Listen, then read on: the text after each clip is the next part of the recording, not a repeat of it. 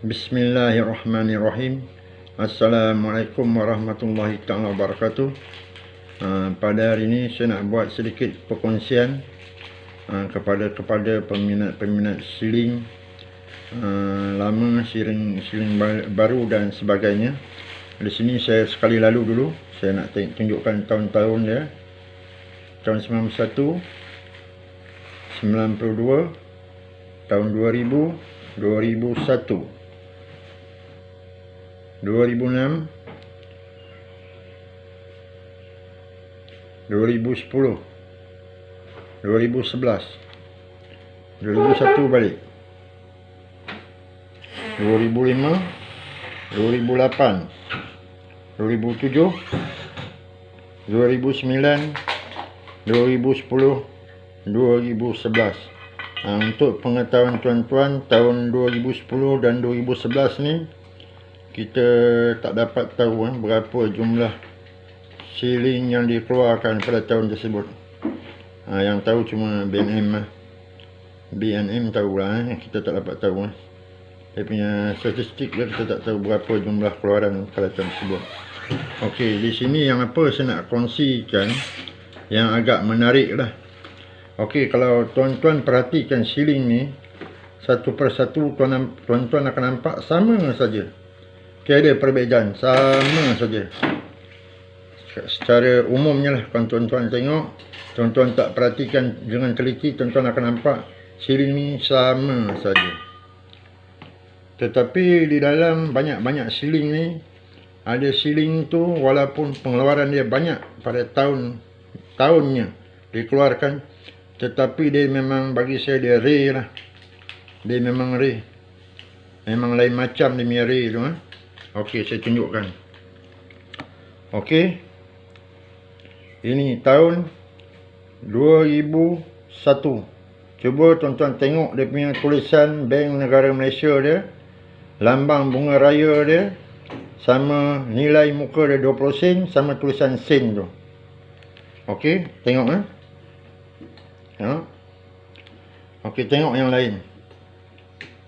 Apa yang tuan-tuan nampak perbezaan dia?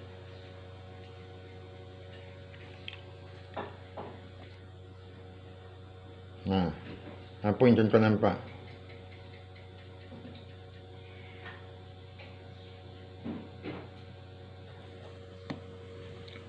Okey,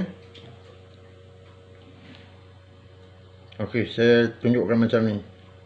Okey, tuan-tuan perhatikan pada tulisan Bank Negara Malaysia itu. Dia punya timbul dia memang betul-betul ketara. Ini grade 1 punya ni. Memang perfect. Bunga raya dia perfect, tulisan angka 20 sen dia perfect, tahun dia perfect, dan tulisan sen tu perfect.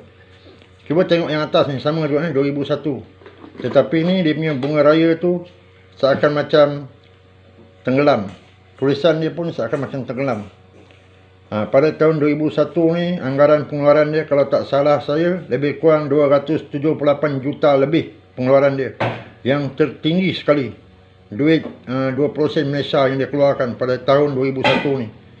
Dalam jumlah 278 juta keping lebih. Banyak dia. Tapi yang ni yang paling perfect pembuatan dia.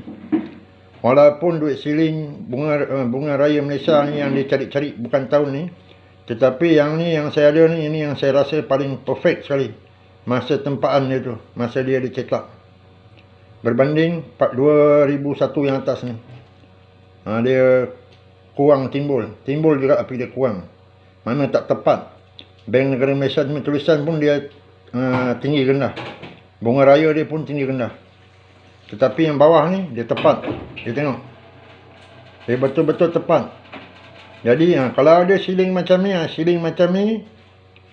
dia memang bernilai tinggi. Boleh simpan. Lagi satu yang bawah ni. Cuba tengok yang bunga raya bawah ni. Tahun 2007 ni.